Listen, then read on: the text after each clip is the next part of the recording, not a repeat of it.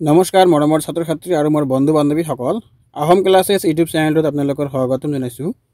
আজি মই তোমালোকৰ কাৰণে লৈ আহিছোঁ এইটো ভিডিঅ'ৰ যোগেদি ক্লাছ 9ৰ ছ'চিয়েল সায়েন্সৰ যিটো তোমালোকৰ পাৰ্ট আছে ইকনমিক্স পাৰ্টটোৰ এই পাৰ্টটোত থকা তোমালোকৰ যিটো লেসন নম্বৰ 2 আছে তাৰ বিষয়ে মই এই ভিডিঅ'টোত লৈ আহিছোঁ। লেসন নম্বৰ 2 তোমালোকৰ দিয়া আছে মূল অৰ্থনৈতিক সমস্যাসমূহ। ছাত্ৰ ছাত্ৰীসকল এই পাৰ্টটিত থকা যিমানখিনি কোৱেশ্চন আছে মই সকলোখিনিয়ে অতি সহজ আৰু তোমালোকৰ যাতে সোনকালে মুখস্থ হৈ যায় মই গোটেইখিনি সজাই লৈ আহিছোঁ। গতিকে তোমালোকে ভিডিঅ'টো স্কিপ নকৰাকৈ শেষলৈকে চাই থাকা আৰু তোমালোকে যদি মোৰ চেনেলটোত প্ৰথমবাৰ আহিছা চেনেলটো ছাবস্ক্ৰাইব কৰি ৰাখিবা, পাৰিলে লগতে বেল আইকনটো বাজি দিবা। এনেকুৱা ধৰণৰ ভিডিঅ' তোমালোকে প্ৰথমতে পাই যাবা। 1 নম্বৰত দিয়া আছে আমাৰ সংজ্ঞা লিখা। 1 নম্বৰৰ কত দিয়া আছে দৰিদ্ৰতা। দৰিদ্ৰতাৰ বিষয়ে অলপ লিখিবলৈ কৈছে। তোমালোকৰ যদি 2 মাৰ্কছত আহে ইমানখিনি লিখিব নালাগে, অলপ লিখিলে হৈ যাব। মই গোটেইখিনি কৈ দিছোঁ, তোমালোকে অলপ অলপ লিখিলে হৈ যাব। দৰিদ্ৰতা পৃথিৱীৰ বিভিন্ন দেশে সন্মুখীন হৈ অহা এক জ্বলন্ত সমস্যা হৈছে দৰিদ্ৰতা। বলত অৰ্থত দৰিদ্ৰতাই এনে এক অৱস্থাক বুজায় য'ত এজন ব্যক্তিয়ে তেওঁৰ জীৱনৰ মৌলিক প্ৰয়োজনসমূহ যেনে খাদ্য, বস্তু, বাসস্থান, শিক্ষা আৰু স্বাস্থ্যৰ সুবিধাসমূহৰ আহৰণত ব্যৰ্থ হয়। তাৰপিছত আমাৰ খ নম্বৰত দিয়া আছে নিবনুৱা। নিবনুৱা এইটো খুবেই ইম্পৰ্টেণ্ট এটা কুৱেশ্যন, তোমালোকে চাবা ভালকৈ। উত্তৰত দিয়া আছে নিবনুৱা সাধাৰণতে নিবনুৱা শব্দটোৱে কৰ্মহীনতাক বুজায়। যিসকল লোকে কাম কৰাৰ কোনো সুযোগ নাপায় তেওঁলোকক নিবনুৱা বুলি কোৱা হয়। ছাত্ৰ ছাত্ৰীসকল তোমালোকে এইখিনি লিখিলে হৈ যাব আৰু তলত লিখিব নালাগে। তাৰপিছত জনসংখ্যা ঘনত্ব। উত্তৰত দিয়া আছে জনসংখ্যাৰ ঘনত্ব হ'ল প্ৰতি বৰ্গ কিলোমিটাৰত এখন দেশ বা এখন ৰাজ্যৰ জনসংখ্যা। উদাহৰণস্বৰূপে ভাৰতবৰ্ষৰ জনসংখ্যাৰ ঘনত্ব প্ৰতি বৰ্গ কিলোমিটাৰত জনসংখ্যা 382 জন। আটাইতকৈ বেছি ঘনত্ব থকা ৰাজ্য হ'ল পশ্চিমবংগ। তাৰপিছত আমাৰ ঘ নম্বৰত লিংগ অনুপাত। উত্তৰত দিয়া আছে লিংগ অনুপাত হ'ল প্ৰতি 1000 পুৰুষৰ বিপৰীতে মহিলাৰ সংখ্যা। ভাৰতৰ লিংগ অনুপাত 940। দেশৰ ৰাজ্যসমূহৰ ভিতৰত কেৰালাত লিংগ অনুপাত সৰ্বাধিক 1084 আৰু হাৰিয়ানাত লিংগ অনুপাত সৰ্বনিম্ন 877। তাৰপিছত আমাৰ 9 নম্বৰত চৰম দৰিদ্ৰতা। উত্তৰত দিয়া আছে চৰম দৰিদ্ৰতা হ'ল যেতিয়া এজন ব্যক্তিৰ উপাৰ্জনেৰে তেওঁৰ পৰিয়ালৰ মৌলিক প্ৰয়োজনসমূহ যেনে খাদ্য, বস্তু, বাসস্থান, শিক্ষা আৰু স্বাস্থ্য সুবিধাসমূহ পূৰণ কৰাৰ ব্যৰ্থ হয়।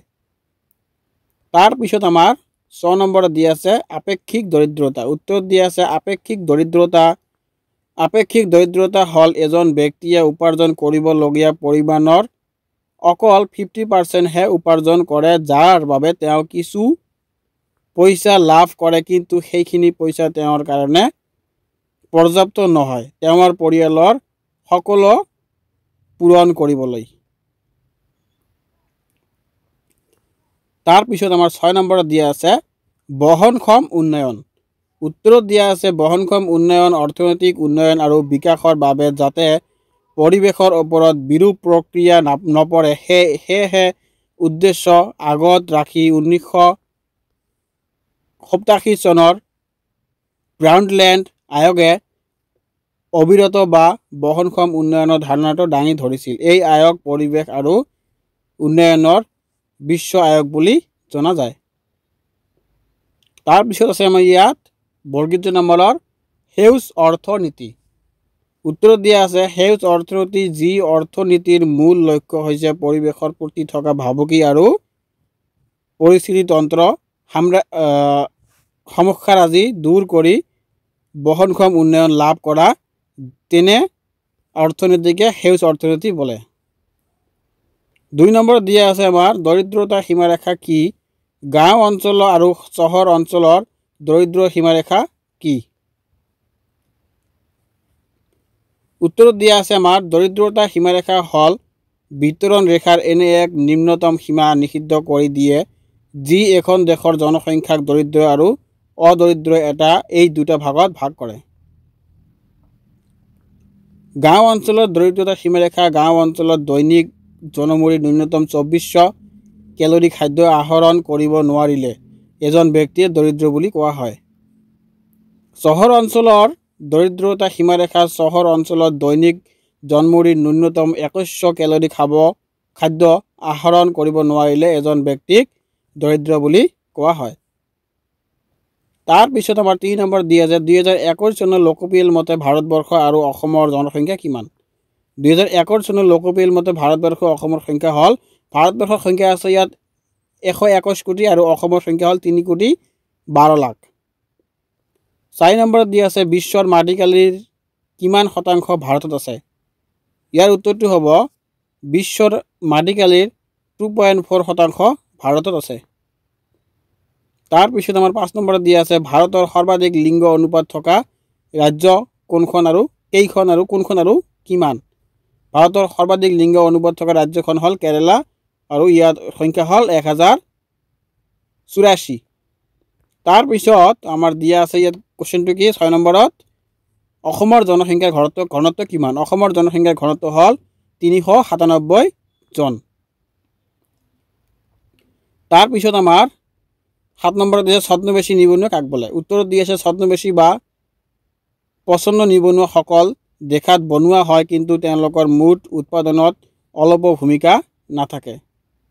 উদাহৰণস্বৰূপে এটা কাম যদি 2জন মানুহে কৰিব পাৰে তাত যদি 5জন লোকক নিযুক্ত কৰা হয় তেনে উপৰঞ্চি 3জন লোকক ছদ্মবেশী নিবনুৱা বুলি কোৱা হয়। তাৰ পিছত আমাৰ 8 নম্বৰত দিয়া আছে মুদ্ৰাস্ফীতি কি? উত্তৰত দিয়া আছে আমাৰ সাধাৰণতে সামগ্ৰীৰ দাম বৃদ্ধি হোৱা অৱস্থাক মুদ্ৰাস্ফীতি বুলি কোৱা হয় কিন্তু অৰ্থনীতিৰ মুদ্ৰাস্ফীতি বুলি ক'লে একে লেঠাৰিয়ে সাধাৰণ মূল্যস্তৰ বৃদ্ধি পোৱা অৱস্থাকে বুজোৱা হয়। মুদ্ৰাস্ফীতি হ'ল বস্তুৰ মূল্য বৃদ্ধি পায় কিন্তু মুদ্ৰাৰ মূল্য কমি যায়। 9 নম্বৰত দিয়া আছে মুদ্ৰাস্ফীতিৰ কাৰণবোৰ কি কি? উত্তৰত দিয়া আছে মুদ্ৰাস্ফীতিৰ মূল কাৰণ দুটা, এটা হ'ল চাহিদাজনিত আৰু আনটো হ'ল ব্যয়জনিত। 10 নম্বৰত দিয়া আছে দমিত মুদ্ৰাস্ফীতি কাক বোলে? উত্তৰত দিয়া আছে আমাৰ চৰকাৰে বিভিন্ন প্ৰত্যক্ষ ব্যৱস্থাৰ যোগেদি যেন ৰাজহুৱা বিতৰণ ব্যৱস্থা চৰকাৰীভাৱে দৰ নিৰ্ধাৰণ আদি যোগেদি দৰ নিয়ন্ত্ৰণ কৰে। এনে নিয়ন্ত্ৰণ ব্যৱস্থাই দৰ স্তৰ মুক্ত মুদ্ৰাস্ফীতিৰ দৰ স্তৰতকৈ কমত ৰাখে আৰু দৰ স্তৰ বৃদ্ধিৰ পৰিমাণ হ্ৰাস পায়। এনে মুদ্ৰাস্ফীতিক দমিত মুদ্ৰাস্ফীতি বোলে। তাৰ পিছত আমাৰ 11 নম্বৰত দিয়া আছে অভিধিগত খণ্ডত শ্ৰমিকৰ সংখ্যা কিমান থাকে? উত্তৰত দিয়া আছে আমাৰ অভিধিগত খণ্ডত শ্ৰমিকৰ সংখ্যা 10 জনতকৈ কম। ইয়াত দিয়া আছে আমাৰ 12 নম্বৰত কৰ্মী জনসংখ্যা মুঠ কৰ্মী জনসংখ্যা ইনটু 100 সম্পূৰ্ণ কৰা। ইয়াৰ উত্তৰটো হ'ব আমাৰ কৰ্মী জনসংখ্যা তাৰপিছত মুঠ কৰ্মী জনসংখ্যা মুঠ জনসংখ্যা ইনটু 100। এইটো হ'ব তোমালোকৰ সূত্ৰ। তাৰপিছত 13 নম্বৰত দি আছে বহনক্ষম উন্নয়নৰ সংজ্ঞাটো কোনখন আয়োগে কেতিয়া আগবঢ়াইছিল? বহনক্ষম উন্নয়নৰ সংজ্ঞাটো আমাৰ কেতিয়া আগবঢ়াইছিল? বহনক্ষম উন্নয়নৰ সংজ্ঞাটো ব্ৰুণ্ড লেণ্ডে আয়োগে আগবঢ়াইছিল 1987 চনত। তাৰপিছত পৰিৱেশ চিন্তাবিদসকলে মানুহৰ চিন্তা আৰু কৰ্মৰ মূল মন্ত্ৰ কি হোৱাটো বিচাৰে? ইয়াৰ আমাৰ উত্তৰটো হ'ব পৰিৱেশ চিন্তাবিদসকলে মানুহৰ চিন্তা আৰু কৰ্মৰ মূল মন্ত্ৰ চিন্তা বিশ্বব্যাপী হওক কাৰ্যপন্থ স্থায়ী হোৱাটো বিচাৰে। তাৰপিছত আমাৰ আহিল কি দীঘলীয়া উত্তৰৰ প্ৰশ্ন। ভাৰতবৰ্ষত জনসংখ্যা বৃদ্ধি সমস্যাৰ মূল কাৰণবোৰ আলোচনা কৰা। ইয়াৰ উত্তৰটো হ'ব তোমালোকৰ যিবিলাক সমস্যাই ভাৰতৰ দৰে উন্নয়নশীল ৰাষ্ট্ৰৰ সন্মুখত প্ৰত্যাহ্বান হিচাপে দেখা দিছে তাৰ ভিতৰত মূল সমস্যাটোৱে হৈছে জনবিস্ফোৰণ। জনবিস্ফোৰণে সংখ্যাৰ অত্যাধিক বৃদ্ধিকে সূচায়। ভাৰতবৰ্ষৰ জনসংখ্যাৰ বৃদ্ধিৰ হাৰ পৃথিৱীৰ ভিতৰতে সৰ্বাধিক। জনসংখ্যাৰ ফলৰ পৰা ভাৰতে পৃথিৱীৰ দ্বিতীয় জনবহুল দেশ। তাৰপিছত ভাৰতৰ জনসংখ্যা বৃদ্ধিৰ মূল কাৰণসমূহৰ ভিতৰত তলত কেইবাটাও কাৰণ উল্লেখ কৰা হ'ল। 1 নম্বৰত দিয়া আছে আমাৰ উচ্চ জন্মৰ হাৰ, নিৰক্ষৰতা। তাৰপিছত 3 নম্বৰত দিছে দৰিদ্ৰতা, 4 নম্বৰ সামাজিক অজ্ঞতা আৰু 5 নম্বৰত জনসংখ্যা শিক্ষাৰ অভাৱ। তাৰপিছত 2 নম্বৰ দীঘলীয়া কুৱেশ্যন দি আছে দৰিদ্ৰতা কাক কয়? দৰিদ্ৰতাৰ সীমাৰেখাই কিদৰে দৰিদ্ৰতা নিৰূপণ কৰে ব্যাখ্যা কৰা। ইয়াৰ উত্তৰটো হ'ব আমাৰ দৰিদ্ৰতাই এনে এক অৱস্থাক বুজায় য'ত এজন ব্যক্তিয়ে তেওঁৰ জীৱনৰ মৌলিক প্ৰয়োজনসমূহ যেন খাদ্য বস্তু, বাসস্থান, শিক্ষা আৰু স্বাস্থ্যৰ সুবিধাসমূহ আহৰণত ব্যৰ্থ হয়। দৰিদ্ৰতাৰ সীমাৰেখাই বিতৰণ ৰেখাৰ এনে এক ন্যূনতম সীমা নিৰ্ধাৰণ কৰি দিয়ে যি এখন দেশৰ জনসংখ্যাক দৰিদ্ৰ আৰু অদৰিদ্ৰ এই দুটা ভাগত ভাগ কৰে। তাৰপিছত ভাৰতবৰ্ষত দৰিদ্ৰ সীমাৰেখাৰ বিভিন্ন ব্যাখ্যা আগবঢ়োৱা হৈছে, যদিও কেলৰি ভিত্তিক ব্যাখ্যাটোৱে হৈছে অধিক প্ৰচলিত। ভাৰতৰ পৰিকল্পনা আয়োগে কেলৰি ভিত্তিক আগবঢ়োৱা সংগ্ৰামতে গাঁও অঞ্চলৰ দৈনিক জনমূৰি ন্যূনতম 24 কেলৰি আৰু চহৰ অঞ্চলৰ দৈনিক জনমূৰি ন্যূনতম 21 কেলৰি খাদ্য আহৰণ কৰিব নোৱাৰিলে এজন ব্যক্তিক দৰিদ্ৰ বুলি কোৱা হয়। ইয়াতে দিয়া আছে তোমালোকৰ বৰ্ষ, গ্ৰাম্য অঞ্চল, চহৰ অঞ্চল। তাৰপিছত আমাক 3 নম্বৰত দিছে মুদ্ৰাস্ফীতি কাক বোলে? মুদ্ৰাস্ফীতি নিয়ন্ত্ৰণৰ মূল পদ্ধতিসমূহ আলোচনা কৰা। এইটো খুবেই ইম্পৰ্টেণ্ট কুৱেশ্যন। উত্তৰত দিয়া আছে সাধাৰণতে সামগ্ৰীৰ দাম বৃদ্ধি হোৱা অৱস্থাক মুদ্ৰাস্ফীতি বুলি কোৱা হয়, কিন্তু অৰ্থনীতিত মুদ্ৰাস্ফীতি বুলি ক'লে এক লেঠাৰীয়া সাধাৰণ মূল্য স্তৰ বৃদ্ধি পোৱা অৱস্থাক বুজোৱা হয়। মুদ্ৰাস্ফীতি হ'ল বস্তুৰ মূল্য বৃদ্ধি পায় কিন্তু মুদ্ৰাৰ মূল্য কমি যায়। ইয়াত 1 নম্বৰত দিয়া আছে আমাৰ মৌদ্ৰিক নীতি। চৰকাৰে গ্ৰহণ কৰা মৌদ্ৰিক নীতিৰ ভিতৰত বেংকৰ হাৰ নীতিটো উল্লেখযোগ্য। 2 নম্বৰত দিয়া আছে আমাৰ ৰাজকোষীয় নীতি। এই নীতি আয় আৰু ব্যয় নীতি বুলি কোৱা হয়।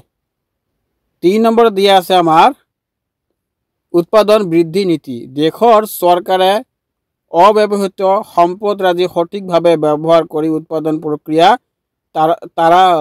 ত্বৰান্বিত কৰিব পাৰিলে দেশৰ উৎপাদন বৃদ্ধি হ'ব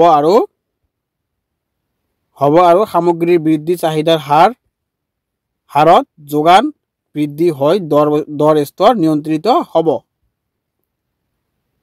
4 নম্বৰত দিয়া আছে আমাক নিবনুৱা সমস্যা কাক বোলে? ইয়াৰ প্ৰকাৰ কি কি? এই সমস্যাৰ মূল কাৰণসমূহ উল্লেখ কৰা। এইটো তোমালোকৰ খুবেই ইম্পৰ্টেণ্ট কুৱেশ্যন। উত্তৰত দিয়া আছে সাধাৰণতে নিবনুৱা শব্দটোৱে কৰ্মহীনতাক বুজায়। যিসকল লোকে কাম কৰাৰ কোনো সুযোগ নাপায় তেওঁলোকক নিবনুৱা বুলি কোৱা হয়, কিন্তু অৰ্থনীতিত নিবনুৱা বুলি ক'লে সেইসকলক বুজায় যাৰ কাম কৰাৰ ক্ষমতা আৰু ইচ্ছা আছে কিন্তু কোনো উপযুক্ত সংস্থাপন নাপায়। তাৰপিছত 3 নম্বৰত দিছে নিবনুৱা সাধাৰণতে 2 প্ৰকাৰৰ, গ্ৰাম্য নিবনুৱা আৰু চহৰীয়া নিবনুৱা। ছাত্ৰ ছাত্ৰীসকল তোমালোকে পঢ়ি ল'বা যদি তোমালোকক পঢ়িব লাগে। ইমানখিনি একচুৱেলি এক্সামত নাহে। এবাৰ তোমালোকৰ কি হ'ব 2 মাৰ্কছত 3 মাৰ্কছত আহিব পাৰে, 5, 6ৰ কুৱেশ্যন তোমালোকৰ এক্সামত নাহে, কিন্তু তোমালোকৰ MCQ বহুতখিনি আহিব। ইয়াৰ পৰা তোমালোকে 1 মাৰ্কছৰখিনি পাই যাবা। 1 মাৰ্কছৰখিনি ভালকৈ পঢ়িলে তোমালোকৰ এক্সামত কমন পৰিব। 5 নম্বৰত দিয়া আছে আমাৰ টমুটকা লিখা ঋতুজ নিবনুৱা। ঋতুজ নিবনুৱা হ'ল বছৰৰ এক সময়ৰ বাবেহে নিবনুৱা, বাকী সময়ত তেওঁলোক বনুৱা হয়। উদাহৰণস্বৰূপে কৃষি কাৰ্যত জড়িত লোকসকল ঋতুজ নিবনুৱা হয়। খ নম্বৰ চাহিদাজনিত আৰু ব্যয়জনিত মুদ্ৰাস্ফীতি। চাহিদাজনিত মুদ্ৰাস্ফীতি হ'ল জনসাধাৰণৰ যেতিয়া দ্ৰব্য বা সেৱাৰ প্ৰতি চাহিদা অধিক বৃদ্ধি পায় আৰু সেই অনুপাতে দ্ৰব্য আৰু সেৱাৰ যোগান বৃদ্ধি নাপায়, ইয়াকে চাহিদা নিবনুৱা বোলে। তাৰপিছত আমাৰ গ নম্বৰ আছিল বহনক্ষম উন্নয়ন। অৰ্থনৈতিক উন্নয়ন আৰু বিকাশৰ বাবে যাতে পৰিৱেশৰ ওপৰত বিৰূপ প্ৰক্ৰিয়া নপৰে সেই উদ্দেশ্য আগত ৰাখি 1987 চনত ব্ৰাউনলেণ্ড আয়োগে অবিৰত বা বহনক্ষম উন্নয়নৰ ধাৰণাটো দাঙি ধৰিছিল। তাৰপিছত আহিল আমাৰ কি উত্তৰ সেউজ অৰ্থনীতি। এইটো তোমালোকে আগতে পাই আহিছা, তাৰ পৰা পঢ়িলে হৈ যাব। যি অৰ্থনীতিৰ মূল লক্ষ্য হৈছে পৰিৱেশৰ প্ৰতি থকা ভাবুকি আৰু পৰিস্থিতি তন্ত্ৰৰ সমস্যাৰাজি দূৰ কৰি বহনক্ষম উন্নয়ন লাভ কৰা, তেনে অৰ্থনীতিক সেউজ অৰ্থনীতি বোলে। তাৰপিছত নম্বৰ দি আছে মুক্ত আৰু দমিত মুদ্ৰাস্ফীতি। যেতিয়া দৰ স্তৰৰ ওপৰত কোনো নিয়ন্ত্ৰণ নাথাকে আৰু দৰ অবাধে বৃদ্ধি হয়, তেনে অৱস্থাক মুক্ত মুদ্ৰাস্ফীতি বুলি কোৱা হয়। ছাত্ৰ ছাত্ৰীসকল, মোৰ ভিডিঅ'টো ইয়াতে শেষ কৰিলোঁ। তোমালোকক যদি মোৰ ভিডিঅ'টো ভাল লাগিছে চেনেলটো ছাবস্ক্ৰাইব কৰি ৰাখিবা, পাৰিলে লগতে বেল আইকনটো দবাই দিবা। আৰু তোমালোকক যদি এনেকুৱা ধৰণৰ PDF লাগে, মোৰ গোটেইখিনি চেপ্টাৰৰে PDF বনোৱা আছে, তোমালোকক যদি লাগে এনেকুৱা ধৰণৰ PDFটো মোক কমেণ্টত জনাই দিবা। আৰু পাৰিলে তোমালোকৰ ফোন নম্বৰটো দি দিয়া, মই ফোন নম্বৰত তোমালোকক হোৱাটছএপত দি দিম। ধন্যবাদ।